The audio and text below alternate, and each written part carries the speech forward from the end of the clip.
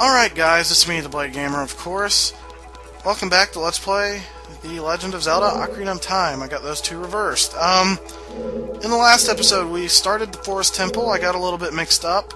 But now I know where I'm going, which is this door right here. I do not know. Deku Babas.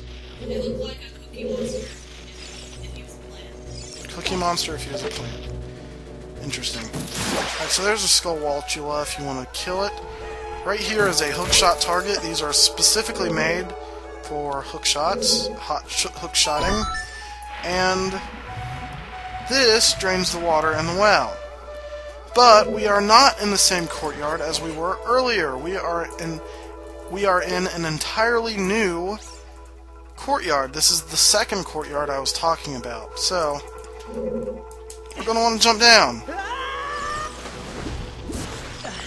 Avoid this giant Deku Baba right beside us. Deku Baba, I should say. Why does it look like Cookie Monster? Anyway, we can hookshot to this treasure chest right here. Or fail. I guess all the treasure chests are super glued to the floor. That is the only logical explanation. Okay. Let's try this from a different angle, shall we? Because I know this is how you get it. There's a gold Skulltula right there. Alright, there we go. This, I believe, has something useless in it. A recovery heart, just like I thought. Well, not useless for me because I still have damage, but here's another gold Skulltula for people collecting gold Skulltulas. Alright, so now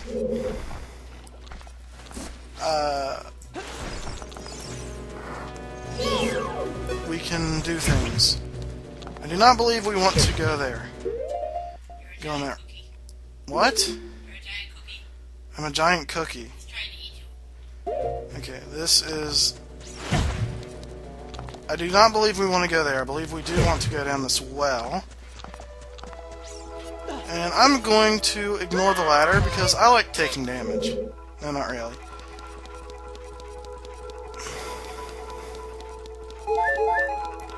But this is a shortcut to the other courtyard. And right here is a shiny gold key. Gold key? Small key. Gosh, what is with me with getting my words mixed up? Yeah, I guess it is shiny. The reason why I did not want to go in that door is because that is the door that has bars on it, so that we couldn't go back and get the gold key, small key. Alright, so now we can go in this room. I will be cutting ahead to the end of the block puzzle. Alright, so I am finally back in this room, and now we can finally progress. Popo.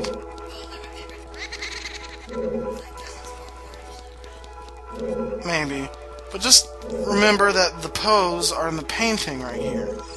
Unfortunately, we cannot get them right now, but yeah. Now, I believe this is the room where I had some trouble. Because he's an enemy, so he can walk on air. Can bombs hurt you? Awesome.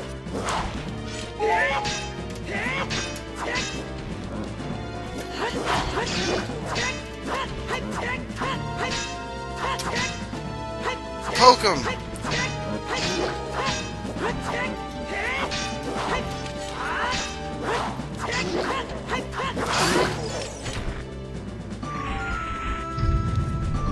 Alright, so now we can finally walk in the center of the room, but two more pop out. And this is the room I was talking about earlier, where they just kept reviving, and it was really irritating, and I'm about to die.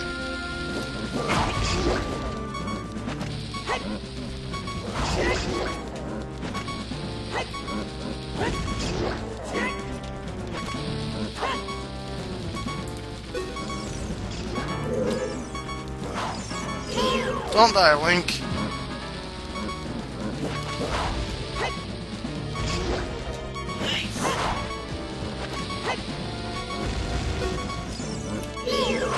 Yeah, I knew it. Yeah, these can be difficult. You can either play defensively and shield a lot to where you don't get hit, or you can play like me, which is super offensively. Alright, spin! Spin! Spin it! What?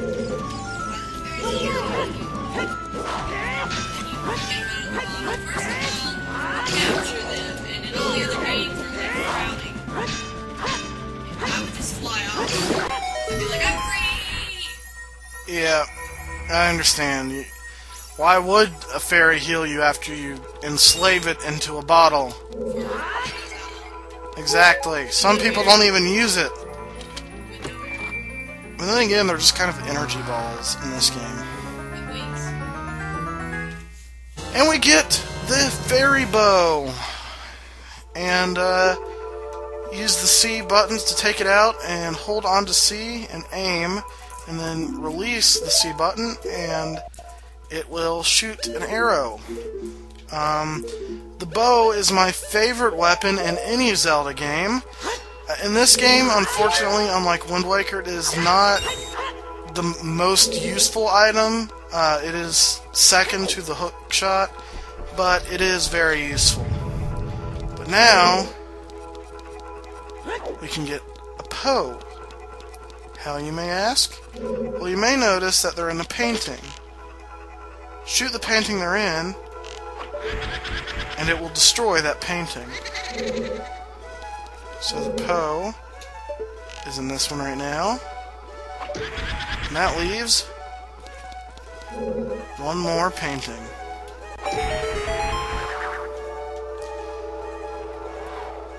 The fairy bow will also allow us to shoot the ice switches now, which will untwist or twist certain corridors and just be very helpful.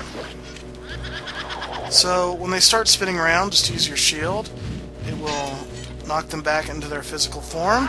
And I suggest jump attacks or spin attacks because they do double the damage. Or you can shoot them with a bow, but I think that you need to conserve on arrows right now. And once you defeat one, it brings the torches back. So when you go to that central room, this color torch will be lit by that platform that was originally there.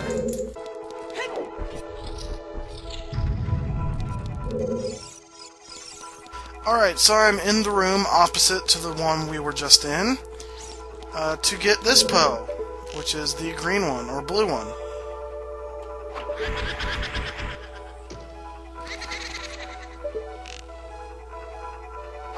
You do have to keep your distance from the painting that they are in, or else they will run away. So you're going to want to keep that in mind and not just charge up to them. And these two always go to the bottom floor.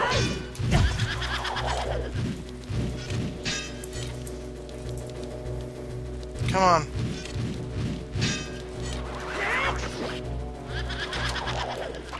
I wish you could hit them with arrows in their non-physical form, but unfortunately that's not the case. This pose being a bit trickier than the last one. It's not that bad.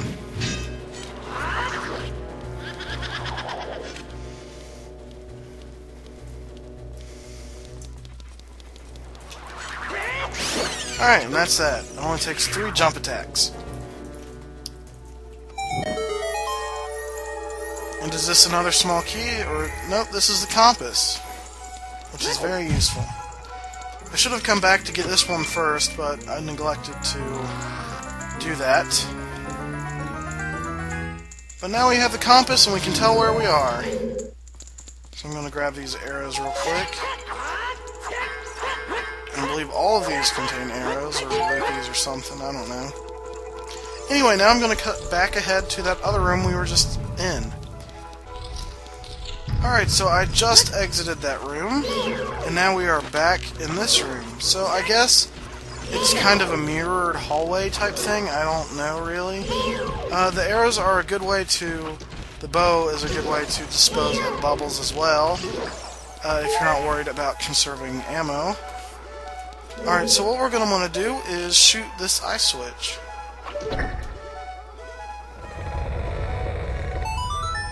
Which untwists the hallway.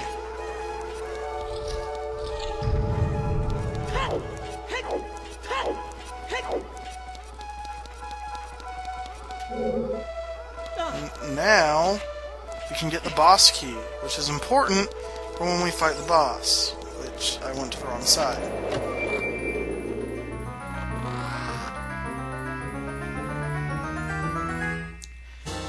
We get the boss key.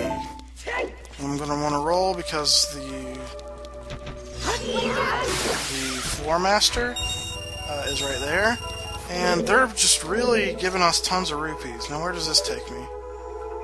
This takes me somewhere. I believe we do want to go down here. Room with bubbles and...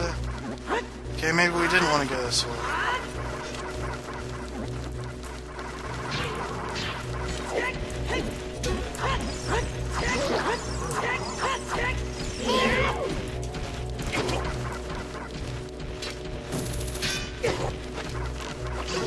Alright, come on, Bubbles. There